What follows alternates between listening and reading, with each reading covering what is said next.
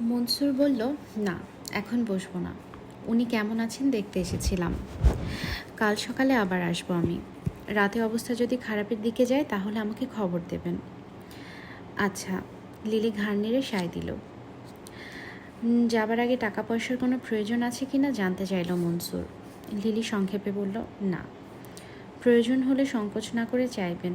লিলির চোখে চোখ রেখে মনসুর কাতর কণ্ঠে বলল, দয়া করে আমাকে পর ভাববেন না। না না, সে কি কথা। দ্রুত মাথা নেড়ে বলল, ওকে, প্লিজ ভুল বুঝবেন না আপনি। মনসুর চলে গেলে আবার বিছানার পাশে এসে বসল লিলি। ছোট শিশুর মতো ঘুমোচ্ছে মাহমুদ। নির্লিপ্ত প্রশান্তির কোলে আত্মসমাহিত সে। ভবিষ্যতের দিনগুলো এমনই কাটুক। অর্থের প্রাচুর্য সে চায় না। এই ছোট্ট ঘরে নিরবচ্ছিন্ন প্রেমের আলিঙ্গনে নির্বাক প্রবাহে কেটে যাক দিন, এই শুধু তার চাওয়া। কিন্তু এ যেন একটা অতি সুন্দর কল্পনা ছাড়া আর কিছু নয়। লিলি ভাবে, মাহমুদের সঙ্গে বিয়ে হলে পর এই যে একটা অনাবিল জীবনের কথা ভাবছে সে জীবন কি বাস্তবে রূপায়িত হবে? তবু মানুষ তাই চায়, লিলিও চাইছে। কে জানে, মরিয়মও হয়তো তাই চেয়েছিল।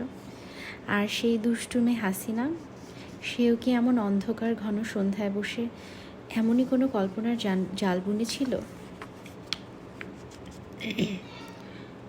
তারও আগে যা ঘটেছিল। সরু গলিটা জুড়ে ধীরে ধীরে এগোতে লাগলো রিকশাটা।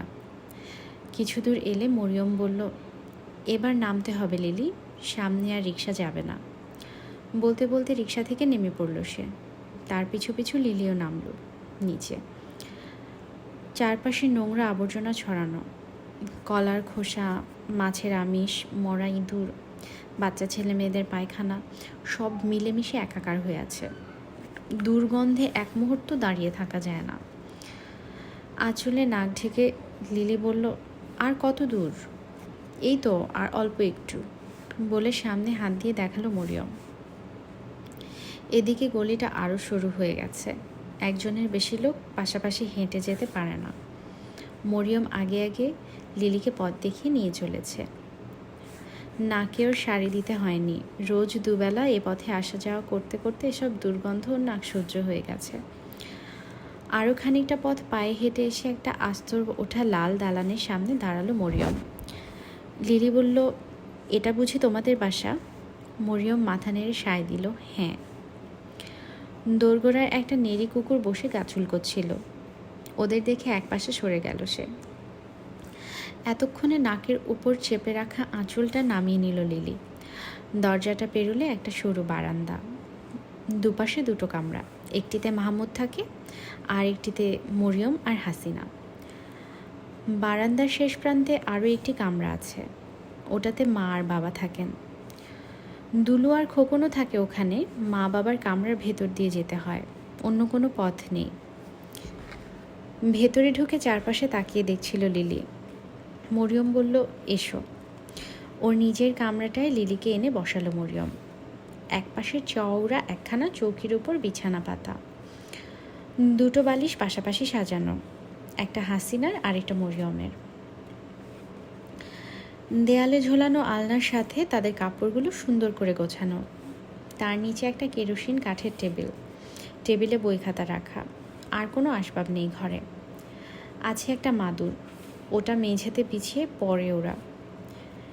বিছানার উপর এসে বসলো লিলি। এটা বুঝি তোমার ঘর? হাতের বই খাতাগুলো টেবিলের উপর রেখে মরিয়ম জবাব দিল, হ্যাঁ, হাসিনা আর আমি থাকি এখানে। এ ঘরে অপরিচিত কণ্ঠস্বর শুনে দুলু এসে উঁকি মারছিল ভেতরে। ওকে দেখে মরিয়ম বলল, দুলু, মা কোথায় রে? দুলু ভাঙা ভাঙা গলায় বলল, পাকঘরে। মরিয়ম বলল, আমার ছোট বোন দুলু, সবার ছোট ও। লিলি কাছে ডাকলো তাকে, এসো, এদিকে এসো।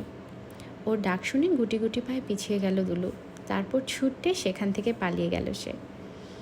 মরিয়ম বলল, তুমি বসো লিলি, আমি এক্ষুনি আসছি। বলে আলনা থেকে গামছাটা নামিয়ে নিয়ে বেরিয়ে গেল সে। মায়ের ঘরটা খালি। বাবা অফিস থেকে ফেরেননি এখনও। খোকন আর হাসিনা স্কুলে। মাহমুদ বোধহয় এখনও ঘুমোচ্ছে ওর ঘরে। সারা রাত ডিউটি দিয়ে এসে সারাদিন ঘুমোয় ও।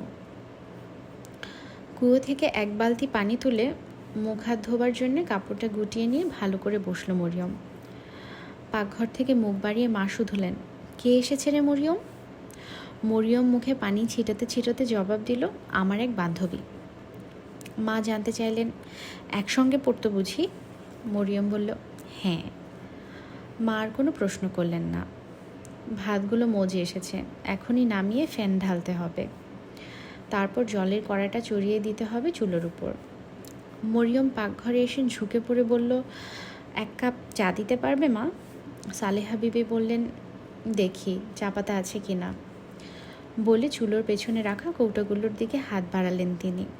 অনেকগুলো কৌটো রাখা আছে সেখানে, কোনোটাতে মরিচ, কোনোটায় হলুদ, রসুন কিংবা পেঁয়াজ। মাঝখান থেকে একটা তুলে নিয়ে খুলে দেখলেন সালেহা বিবি।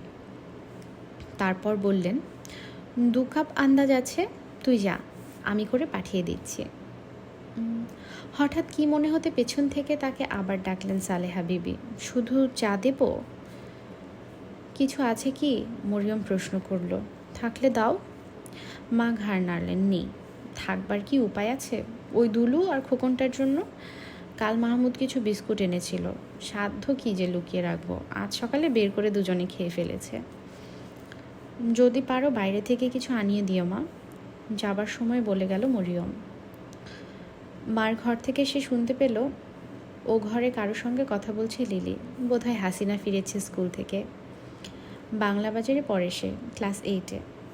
লম্বা দোহারা গড়ন, রংটা শ্যামলা, সরু নাক, মুখটা একটু লম্বাটে ধরনের। বাড়ির অন্য সবার চেয়ে চেহারা একটু ভিন্ন রকমের ওর। চোখ জোড়া বড় হলেও তার মণিগুলো কটা কটা। বা চোখের নিচে একটা সরু কাটা দাগ, ছোটবেলায় দৌড়ঝাঁপ করতে গিয়ে বটির ওপর পড়ে কেটে গিয়েছিল। সে চিহ্নটা এখনও মুছে যায়নি। এই ঘরে এসে মরিয়ম দেখল লিলির পাশে বসে গল্প জমিয়েছে হাসিনা। আপনার শাড়িটা কত দিয়ে কিনেছেন?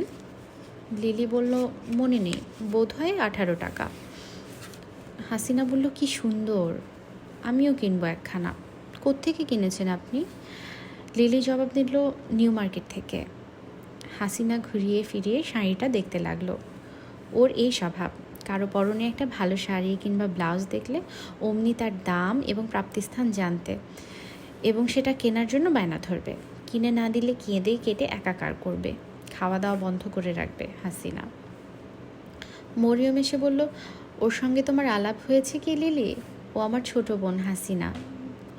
লিলি হেসে বলল, নতুন করে আর পরিচয় দিতে হবে না, ও নিজেই আলাপ করে নিয়েছে। হাসিনা বলল, আপার কাছে আপনার অনেক কথা শুনেছি।